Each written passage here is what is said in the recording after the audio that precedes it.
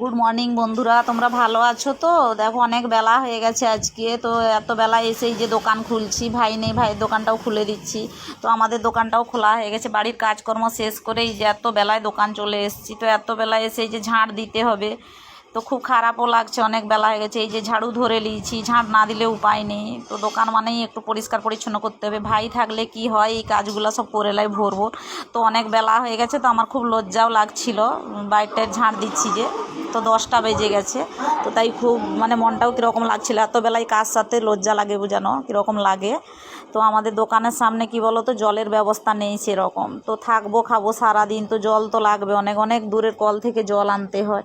তাই দেখো এই যে এত দূর থেকে জল বয়ে বয়ে আনছি। তো মেঘলা ওয়েদার ছিল, কিন্তু গরমও খুব ছিল। এই যে দেখো গরমে উহা করছি, তো জল লাগে প্রচুর। তাই এই যে জল এনে রেখে দিয়ে তার মাঝখানে মাঝখানে কী বলো তো, অনেক কাজও থাকে। তো দেখো কাস্টমারও এসছে, এত কাজের মাঝখানে তো কাস্টমারও আসছে, তো তাকেও মাল দেখাতে হচ্ছে।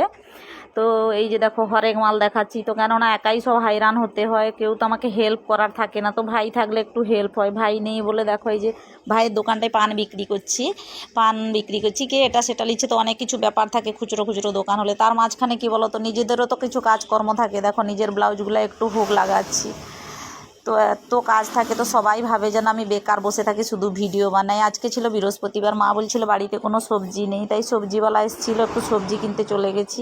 সবজিওয়ালার কাছেও তেমন কোনো সবজি ছিল না, যেটা পেয়েছি ওটা নিচ্ছি। তো ভালো করে রাস্তা পের হয়ে আসতে হবে, না হলেই জীবন শেষ। আজকে ছিল দশহরা, মনসা পূজা, গঙ্গা পূজা। তো বাড়ির সামনে মেয়েটাকে বলে, দেওয়ারের মেয়েটা, ওকে বলে এই যে একটু পুজো দিয়ে দিচ্ছে। তো আজকে আমি পুজো